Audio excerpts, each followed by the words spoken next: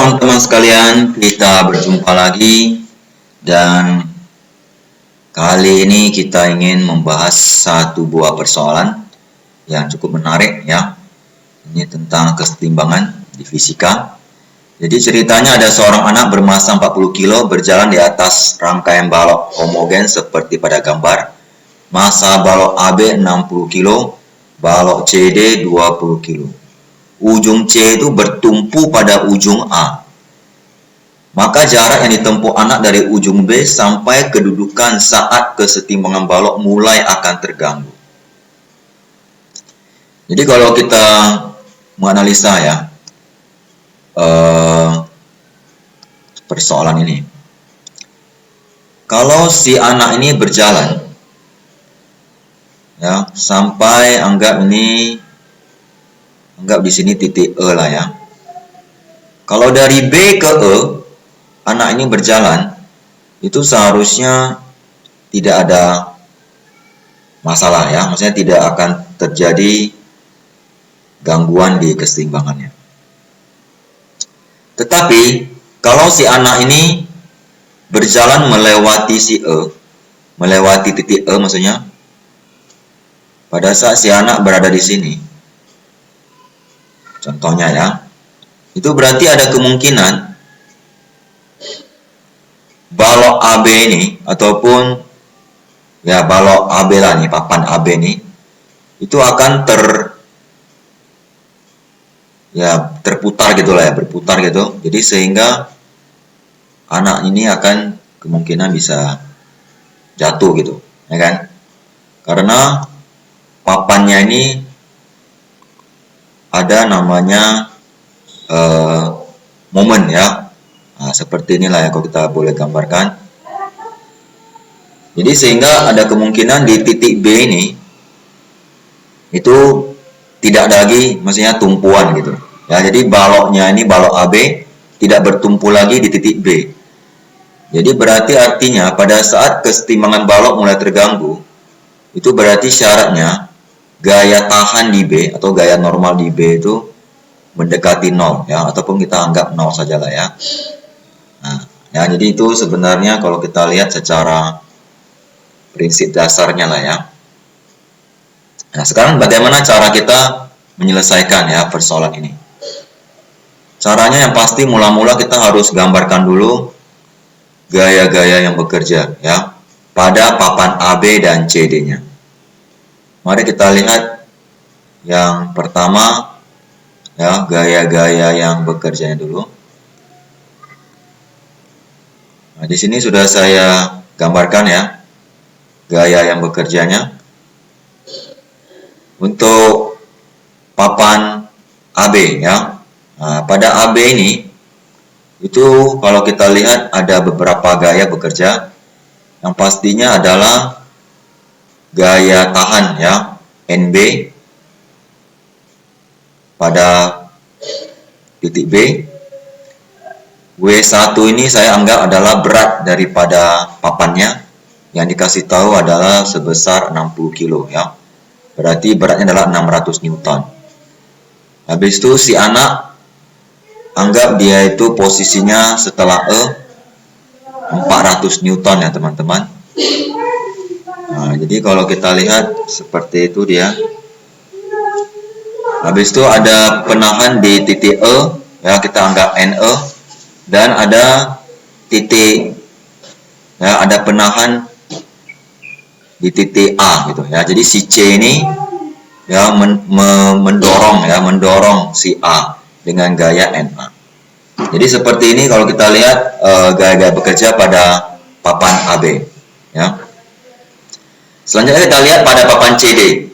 Pada papan CD itu di titik A atau di titik C itu ada reaksi ya, berarti artinya si A ini menahan ya papan CD itu di titik C.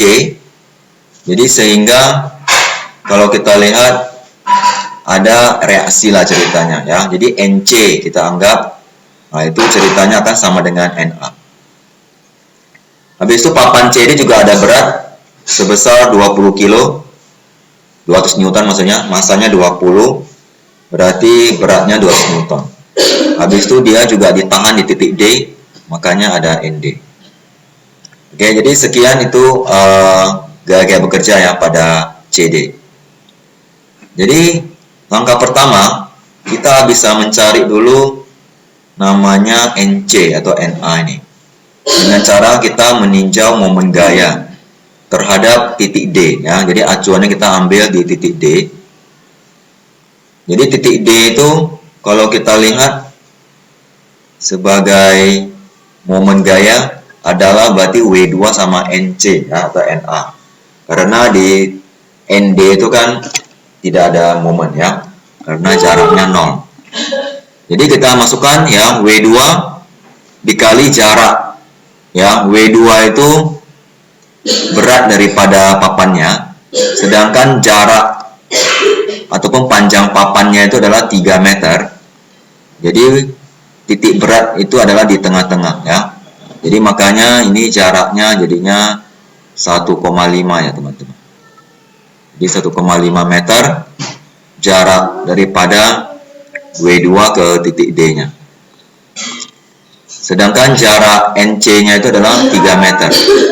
Jadi makanya kita bisa tuliskan NC dikali 3. Tapi karena efek putarnya berbeda arahnya, W2 itu memberikan efek putar berlawanan jarum jam, sedangkan NC kan memberikan efek putar searah jarum jam. Jadi sehingga kita kasih tandanya beda.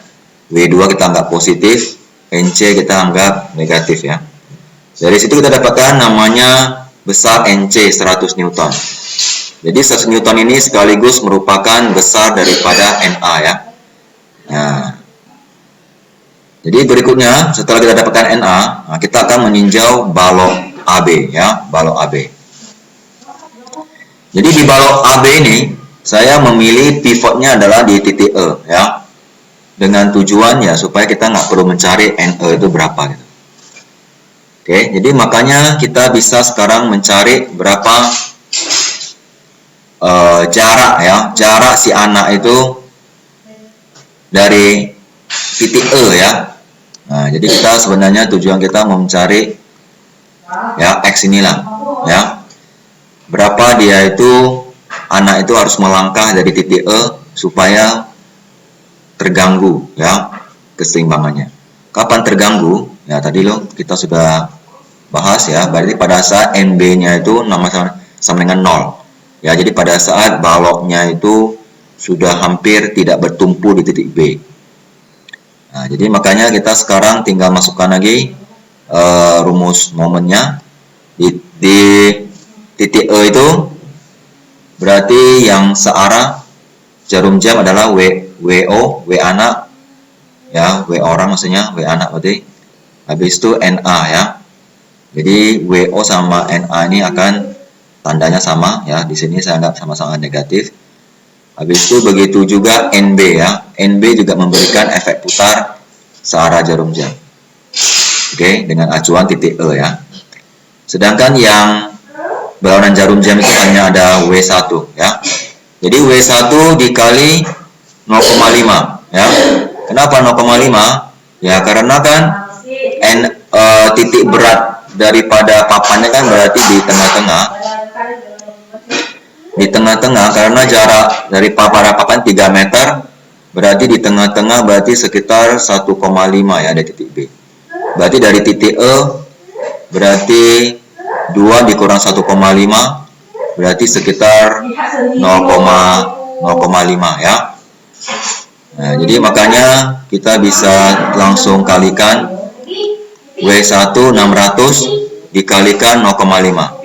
Oke, W orang, W anak 400 Newton dikalikan dengan X. NA itu berarti jaraknya 1 meter ya, sesuai di soal. Ya, NA itu berarti jarak dari E ke A itu sebesar 1 meter teman-teman, ini 1 meter ya. Habis itu NB berarti jaraknya 2 meter ya, NB. Ya, jadi ini kita acuannya tetap dari titik E ya teman-teman ya. Oke, jadi dengan kita masukkan angka-angkanya dan yang pastikan ya, ingat NB itu berarti kita anggap 0 karena kan kita mau mencari pada saat dia terganggu. Dari sini kita dapatkan nilai X-nya ya. Ini adalah jarak dari si anak dari titik E ya pada saat keseimbangan mulai terganggu. Tetapi yang ditanyakan di soal adalah jarak si anak dari ujung B ya. Jadi berarti tinggal kita tambahkan aja. Kalau dari E sekitar 0,5, berarti dari B tinggal tambahkan 2 ya. Jadi 2 tambah setengah dapatkan 2,5 meter ya. Jadi kira-kira inilah jawaban akhirnya untuk pertanyaan ini.